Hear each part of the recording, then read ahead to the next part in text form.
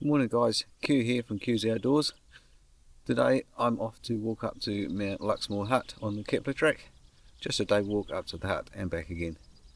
This is the control gates access across Lake Tiarnau. I'll see you on the other side.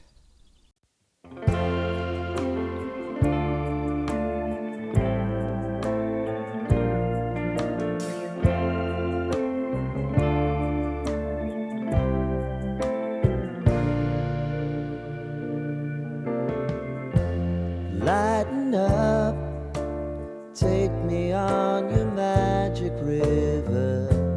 Tell me all your dreams align.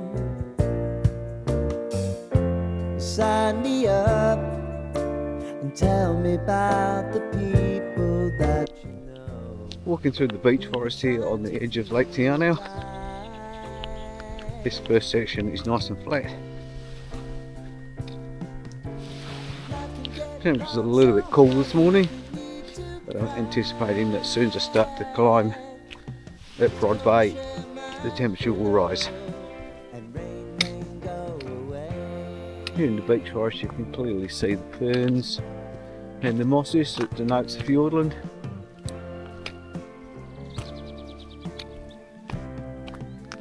Gets an awful lot of rain here.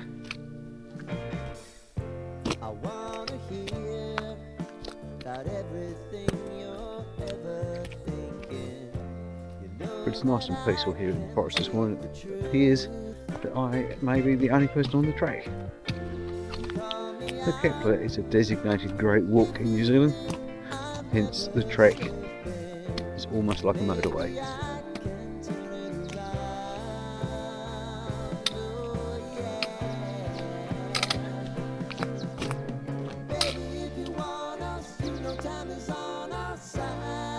Department of Conservation run a trapping program in here, trapping for mustelids, rats, mice, stoats, etc. All to help protect the kiwi and other native birds. Just here at Dock Bay, this is one of the places you can get picked up by the boat on the way out of the Kepler. Paradise ducks are not happy with me for being here. They're going absolutely crazy. And just noticed in the sand here,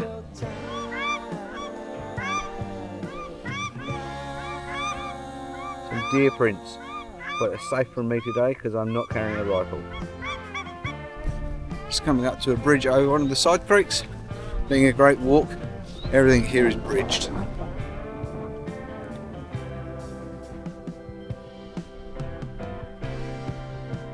Now that I've come round to this side of the bay, or the lake, the wind has come up a little bit. There's obviously been quite a bit of windfall through here over the winter. Department have cleared it, been a great walk. But these cuts are quite fresh.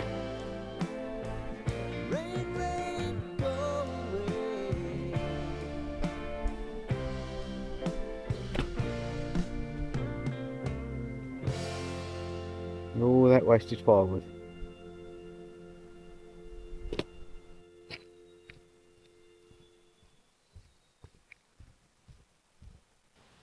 I've made it here to Broad Bay Shelter. I've stopped to take a piece of grit out of my shoe. This is where you can get the water taxi back to Tiarnau if you decide not to walk the lakefront. But I don't know why you wouldn't walk it. It's a good way to get the muscles warmed up before you start climbing to Luxmore hut. So the dock tramping times to Broad Bay are an hour and a half. I've done it in an hour and a quarter, and that's with some filming. Luckily there were no sandflies on the lakefront, but now here at the bay there are a few getting around. Just feel them on my bare legs. So we will saddle on and start the climb to Luxmore hut. Onwards and upwards to Luxmore hut. The department have even kindly left 2 TARDIS toilets here.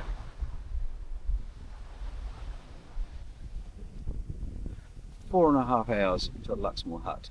Let's see how we go. It's warming up now. You can see I've taken my jacket off while I have my pack down I had half a sandwich as well, just to keep me going, as this is nearly 1,000 metre climb today. This track, being a great walk, winds its way around the mountain, as opposed to a lot of South Island tracks that just go straight up.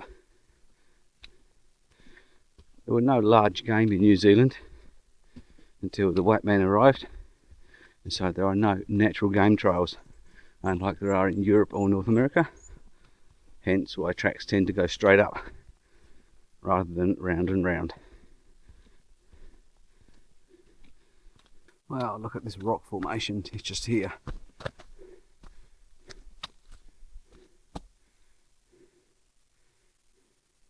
Looking out into the distance, we can actually see Lake Manapuri and mountains beyond. Just breaking out of the tree line.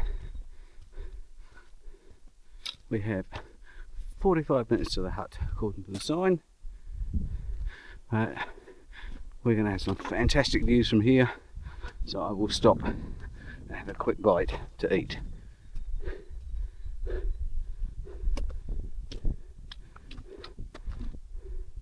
Looking back at Lake Manapuri, the snow-clad mountains.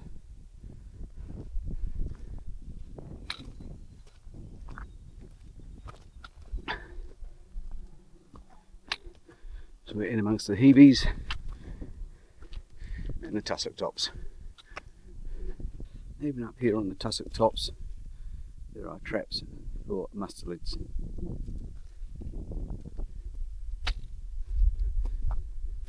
Just over that ridge is the hut.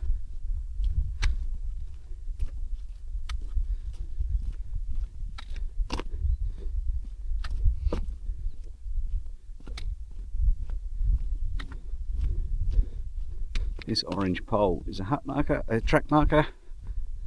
They use poles above the tree line, usually painted orange, or with this orange plastic on the top. And we are in a little bit of snow on the sides still. Sorry about the sniffles, but it's a little bit cold. This is a fragile area. Conservation asking that you stay on the track. There's a little sign. There's a tarn. If you get called out for water, but with the hut being just over the rise, shouldn't be a problem.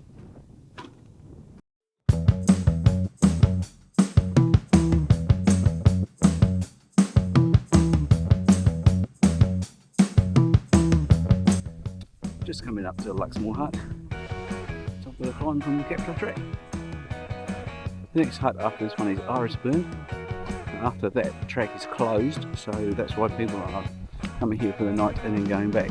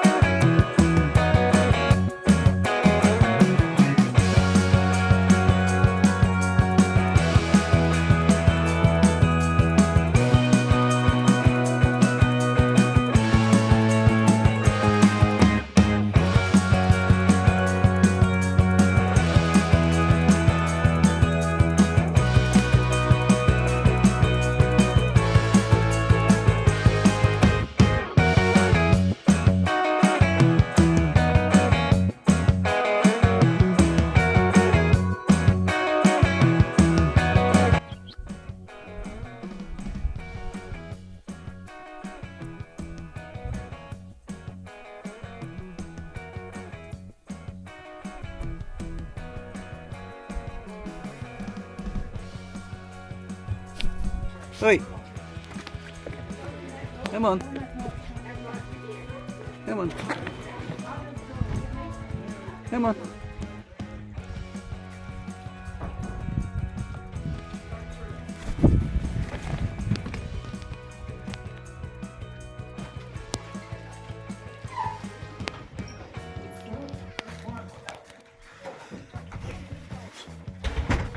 Leaving Luxmore hut now with its friendly Kia. We'll head back down to the car park. Sign says 5 hours, but I sincerely doubt it. And if you want to take the side trip, 10 minutes in Luxmore Caves. Snow-capped ridges and mountains. This is the last refuge of the Takahi, and just disappearing into the murk. Here we are coming back into the tree line.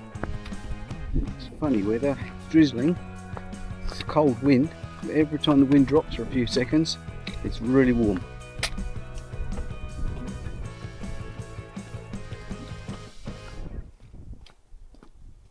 Back in the enchanted forest. Haven't seen the elves, or Gimli, or Gandalf, or the hobbits. I'm tramping with my Spiker hunting pack today. This is an 80 litre pack. It's not what I would normally choose for a trip like this, but we're travelling for 4 months and I had to compromise on what I could bring with me. On the top there you can see my personal locator beacon, PLB, which is normally attached to my body. Today I'm just wearing it on my chest harness, and I'm also using a trekking pole for once, a nod to ageing knees.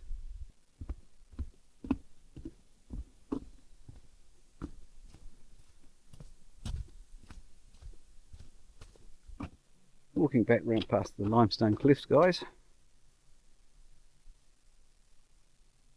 You can probably tell that I'm holding the camera in my hand, I'm not using the gimbal. This is my DJI Action 4 camera.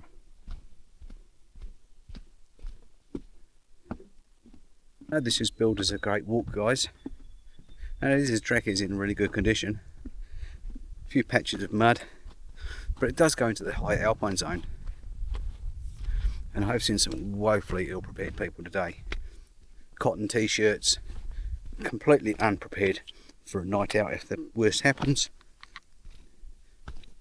Admittedly, I'm not carrying a sleeping bag today, but I still have a down jacket and a fleece which I've just taken off. And on my chest, my personal locator beacon. If you're going to do this trip, really do your homework and come prepared. New Zealand mountains can kill just like anywhere else.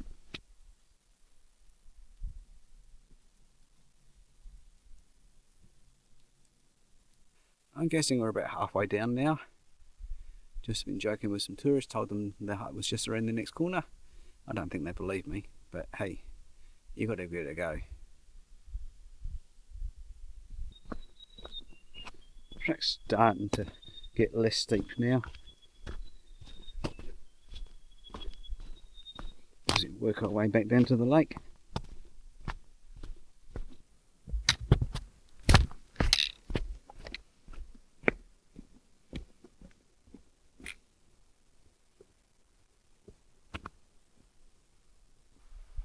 Made it back to Broad Bay. Just got an hour and a half back to the control gates to the car. I'm going to stop here, have a quick bite to eat, send my chauffeur a text to say to pick me up in an hour and a half, and then we're all done. I'll just turn you around so you can see across the lake to Te Anau.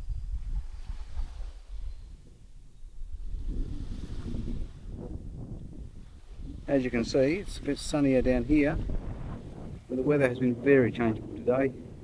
If you're coming to New Zealand to tramp some tracks, please check out the Department of Conservation website and also the Federated Mountain Clubs of New Zealand websites. They have all the information you need and come prepared. Thank you.